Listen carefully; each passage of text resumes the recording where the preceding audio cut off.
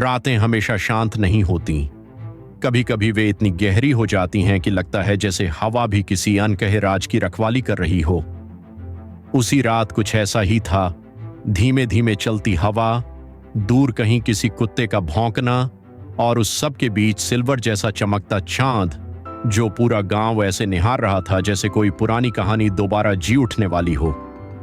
आरव अपनी बाइक धीरे धीरे चलाते हुए गांव के बाहर वाले रास्ते पर बढ़ रहा था।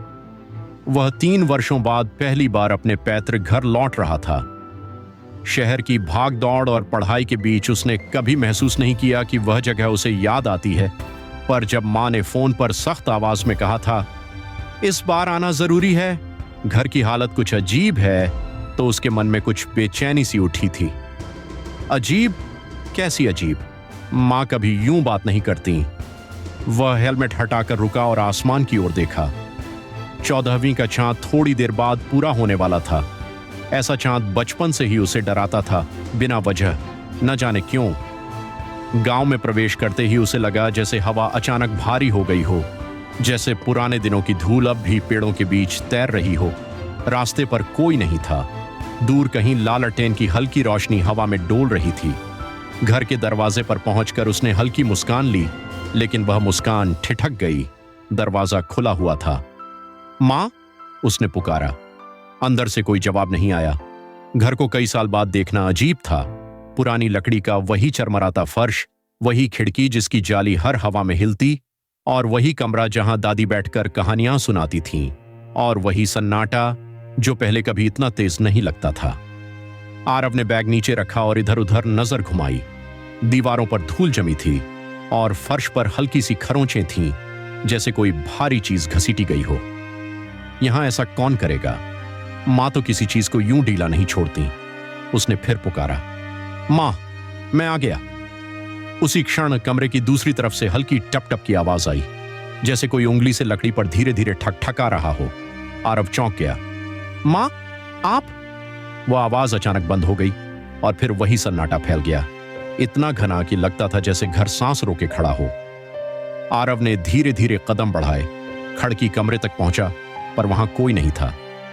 पर एक चीज बदल चुकी थी। टेबल पर एक पुरानी नोटबुक रखी थी, दादी की हस्तलिपि जैसी। उसने उसे उठाया, धूल झाड़ी। पहले पन्ने पर सिर्फ एक वाक्य लिखा था, कुछ चीजें लौट कर आती हैं जब उन्हें भुला दिया जाए। आरव की रीढ़ तक ठंड उतर गई। दादी हमेशा ऐसी बातें करती थीं, रहस्य भरी, आधी सच्चाई और आधी डरावनी। लेकिन इस वाक्य का क्या मतलब था? उसने बाकी पन्ने पलटे, सब खाली थे सिवाय आखिरी पन्ने के। वहां उंगली से बने धुंधले निशान थे, जैसे किसी ने लिखने की कोशिश की हो। मत खोलना, मत खोलना। क्या? उसी समय उसे हल्की आहट सुनाई दी, जैसे कोई बाहर बरामदे में चला हो। वह बाहर गया। हवा बहुत धीमी थी, फिर भी पेड़ अजीब तरह से हिल रहे थे, जैसे किसी ने अभी अभी उन्हें छुआ हो। बरामदे की लकड़ी पर भी कुछ खरोंचें थीं।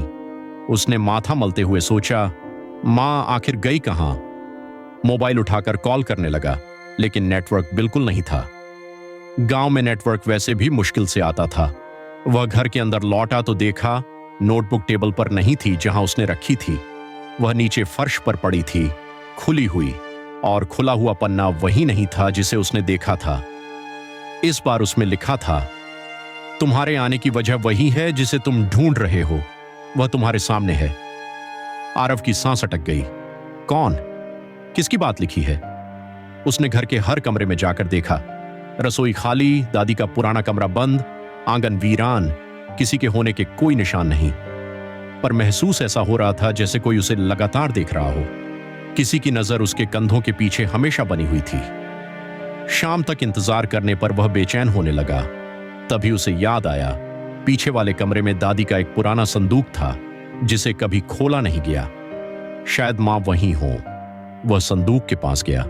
लकड़ी में हल्की नमी थी, जैसे अभी किसी ने छुआ हो। उसने ढक्कन उठाया। अंदर अंधेरा था। कपड़े, पुराने कागज और एक छोटी सी घंटी। वही घंटी जो दादी पूजा में इस्तेमाल करती थी। लेकिन सबसे नीचे एक छोटा लकड़ी का डिब्बा रखा था, बिना किसी नक्काशी के, बस साधारण। पर साधारण चीजें ही कभी कभी सबसे खतरनाक लगती हैं। आरव ने डिब्बा उठाया, उसी क्षण बाहर हवा अचानक तेज हुई, खिड़की जोर से पटक कर बंद हुई। डिब्बे पर कोई ताला नहीं था, कोई निशान नहीं। फिर मत खोलना किस बात के लिए लिखा था? सोचते हुए उसने धीरे से डिब्बा खोला। अंदर सिर्फ एक फोटो थी, बहुत पुरानी, फटी हुई, काले सफेद रंग में। फोटो में दादी थी, उनके पीछे वही घर, लेकिन उनके पास एक और आकृति खड़ी थी, धुंधली, जैसे कोई कैमरे में स्थिर नहीं रह पाया हो। चेहरा पहचान में नहीं आता था, पर फोटो के पीछे लिखा था, वह अब भी यहीं है। आरव ने फोटो गिरा दी। वह कौन? अचानक पीछे से कदमों की आवाज हुई, धीमी, स्थिर, एक एक कदम नपे तुले। आरव मुड़ा, पर वहां कोई नहीं था, लेकिन कमरे की हवा में हल्की गंध फैली थी, अगरबत्ती जैसी, वही जो दादी जलाती थी। उसने धीरे से कहा, कौन है वहां? कोई जवाब नहीं, लेकिन एक एहसास था, एकदम साफ, कि कोई खड़ा है, ठीक उसके दाएं तरफ, बहुत पास। अचानक उसकी गर्दन पर ठंडी हवा सी लगी। उसने झट से मुड़कर देखा, कुछ नहीं, पर अगली ही सेकंड उसकी रीढ़ कांप गई। दादी के संदूक से घंटी अपने आप हिल रही थी, धीरे धीरे बजने लगी, टन टन टन। आरव पीछे हट गया। यह हवा नहीं थी, यह बहुत सोच समझ कर की गई हरकत लग रही थी। तभी दादी के कमरे का दरवाजा खुद ब खुद चरमराकर खुल गया। सालों बाद पहली बार वह दरवाजा खुला था। क्यों? दादी की मौत के बाद कभी किसी ने वह कमरा नहीं खोला था। माँ कहती थीं कि वहां बहुत पुरानी चीजें हैं, बासी गंध है और शायद कीड़े मकोड़े भी। लेकिन आरव जानता था, माँ खुद उस कमरे के पास नहीं जाती थीं। वह दरवाजे की ओर बढ़ा। हवा बिल्कुल बंद, पर कमरे के अंदर अजीब धुंध भरी थी। कमरे के बीचों बीच दादी की पुरानी कुर्सी रखी थी, वही झूलने वाली कुर्सी, और वह धीरे धीरे झूल रही थी, बिना किसी के बैठे। आरव का दिल जैसे सीने से बाहर आने वाला था। उसने हिम्मत बटोरकर कुर्सी को पकड़ लिया। कुर्सी झूलना बंद हुई, पर उसी क्षण कमरे की दाईं दीवार पर कुछ हल्का सा चमका। आरव आगे बढ़ा। दीवार पर उंगलियों से खींचे गए शब्द थे, वह अकेली नहीं है। उसने डरकर पीछे कदम बढ़ाया।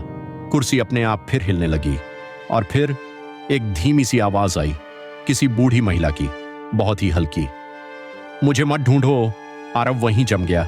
आवाज दादी की थी, वही टोन, वही धीमापन, लेकिन वो तो 3 साल पहले गुजर चुकी थी। घर की हवा अचानक ठंडी हो गई। डिब्बे में रखी फोटो अपने आप फर्श पर बड़ी धीमी आवाज के साथ उलटी गिर गई।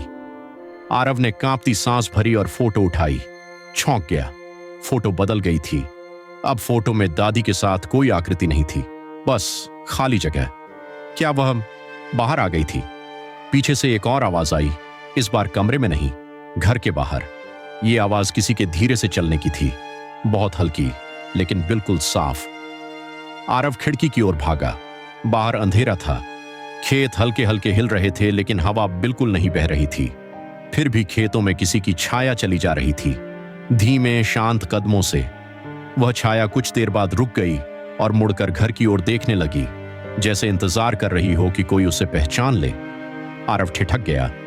छाया की शक्ल पहचान में नहीं आ रही थी, लेकिन कद दुबलेपन से वह दादी जैसी लग रही थी। नहीं, यह लॉजिक नहीं हो सकता, यह कल्पना होगी। वह दरवाजे की तरफ भागा, पर जैसे ही उसने हैंडल पकड़ने की कोशिश की, दरवाजा जोर से बंद हो गया, अपने आप। बॉल्टू भीतर से लग गया। आरव ने हैंडल खींचा, दरवाजा नहीं खुला। वह पलटा और पूरे घर में नजर घुमाई। हर दरवाजा, हर खिड़की धीरे धीरे खुद बंद होने लगी, जैसे कोई अदृश्य हाथ उन्हें छू रहा हो। घर में अंधेरा बढ़ने लगा और धीरे धीरे घंटी की आवाज फिर सुनाई देने लगी, ठन ठन ठन, इस बार तेज, लगातार। आरव ने आंखें बंद कर लीं। तुम कौन हो? तुम्हें क्या चाहिए? उसकी आवाज कांप रही थी। अचानक घंटी बंद हो गई और एक बहुत शांत, बहुत थकी हुई सी आवाज हवा में घुली, मैं वही हूं जिसे तुमने कभी खोया नहीं। आरव ने सांस थामी।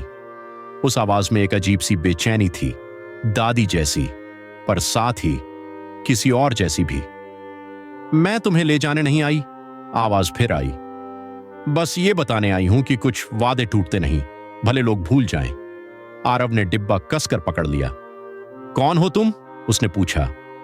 कुछ पल तक खामोशी रही, फिर दीवार पर उकेरे गए शब्द धीरे धीरे बदलने लगे। अब वहां लिखा था, जिसे तुमने पीछे छोड़ दिया था वह अब भी यहीं है। आरव का दिल बैठ गया। उसने दादी की यादें सोची, गांव की बहुत पुरानी बातें, और फिर एक चीज सामने आई। वह अपनी छोटी बहन को भूल गया था। वह बहन जो सिर्फ 5 साल जिया था, जिसकी मौत बहुत अचानक हुई थी, जिसके बाद दादी महीनों तक टूट गई थी। बहन के बाद घर में अजीब घटनाएं शुरू हुई थीं। खिड़कियां अपने आप खुलना, खिलौनों का हिलना, रात में किसी बच्चे की हंसी सुनाई देना। दादी कहती थीं, वह अभी गई नहीं है, वह यहां है। आरव धीरे से बोला, रीमा। हवा में एक हल्की हंसी गूंजी, बच्चे जैसी, मासूम, पर उसमें एक अनोखी सिहरन थी। घर का सन्नाटा टूट गया, वातावरण हल्का हो गया। खिड़कियां अपने आप खुल गईं और कमरे की दीवार पर आखिरी बार एक वाक्य उभरा, मैं बस देखना चाहती थी कि तुम मुझे भूले नहीं। हवा गर्म होने लगी, अजीब एहसास गायब हो गया, और दादी की घंटी जो लगातार हिल रही थी धीरे धीरे स्थिर हो गई। आरव की आंखों में आंसू भर आए। वह एक लंबी गहरी सांस लेकर बाहर निकला।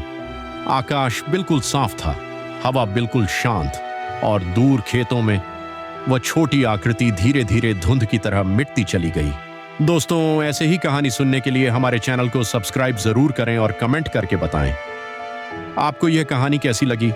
मिलते हैं फिर एक नई कहानी के साथ। फुल वीडियो वॉच करने के लिए आपका धन्यवाद।